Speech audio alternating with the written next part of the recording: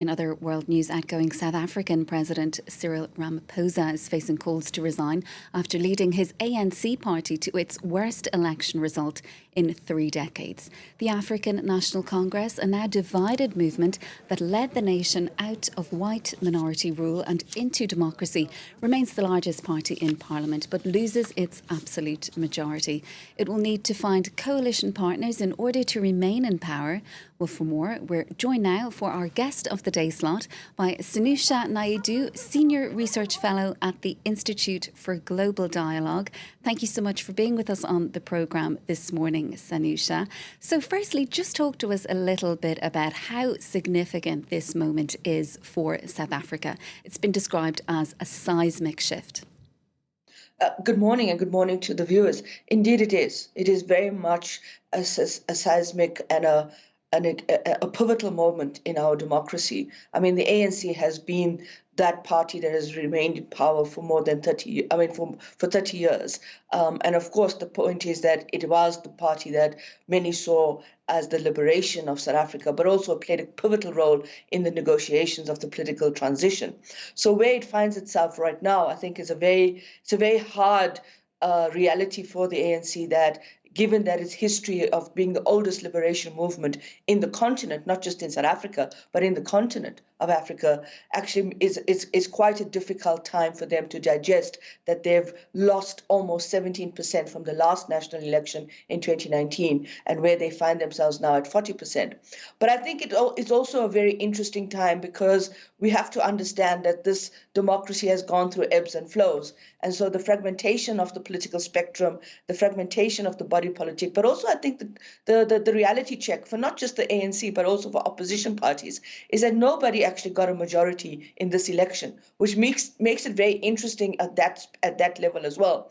But I think now the real issue for the ANC and other political parties is about what kind of coalition talks they are going to enter into, what kind of engagements they're going to enter into, and what kind of discussions they're going to enter into in terms of where they want to be in forming a government. But right now, we also are dealing with the disruptor to this election, which is the Sizwe Party, which has now issued a statement to say, late last night by its president, former President Jacob Zuma, to say that they want to revote. So we're kind of in limbo right now, because the Independent Electoral Commission will have to call the election this evening, but we're not sure where this goes even after this. Yeah, because Jacob Zuma's MK party, it has said as well that it's willing to negotiate with the ANC, but not the ANC of Cyril Ramaphosa. So is there any way for him to remain on as president at this point, do you think? Well, the ANC itself, we listened to the Deputy Secretary General yesterday, and she indicated, Ms. Nomvula Makunyane, she indicated that they'll have to go back to internal structures and discuss that option. And I don't think it's an option that they are willing to also put on the table in terms of saying, well, we're going to get, because remember, President Ramaphosa has been re-elected for another 5 years as president of the party. So it's all about the internal dynamics. And I think they are not willing to also engage in that kind of discussion where the MK party will only speak to the ANC if President Ramaphosa is asked to step down. But there's another dilemma here, is that that's one set of the talks. So the one set of the talks is, where will the coalition be, and what kind of coalition talks will happen between the ANC, the MK, and perhaps even the EFF as one set of actors in that coalition. But what's the other issue right now that is more immediate for us is what's going to be the IEC's results proclamation later this evening at 6 p.m. South African time, and how the MK party yesterday evening issued its own briefing to say, and what the former President Jacob Zuma said, which was very, very chilling in a way, is that they don't want this election result to be called, to be finalized, to be proclaimed. And if they do, they feel that is kind of provoking the MK. And I think we're sitting now in a bit of a very difficult corridor between what the coalition talks are looking like and whether this election can be proclaimed, and what's going to be the impact if indeed the IEC is being threatened, quote unquote, by the MK party. And Sanusha, there's also been some speculation that the centrist Democratic Alliance might end up playing a kingmaker role here. Do you see that as a possibility? It opposes, for example, the ANC's black empowerment policy. So how might that work out if it were to end up playing a kingmaker role?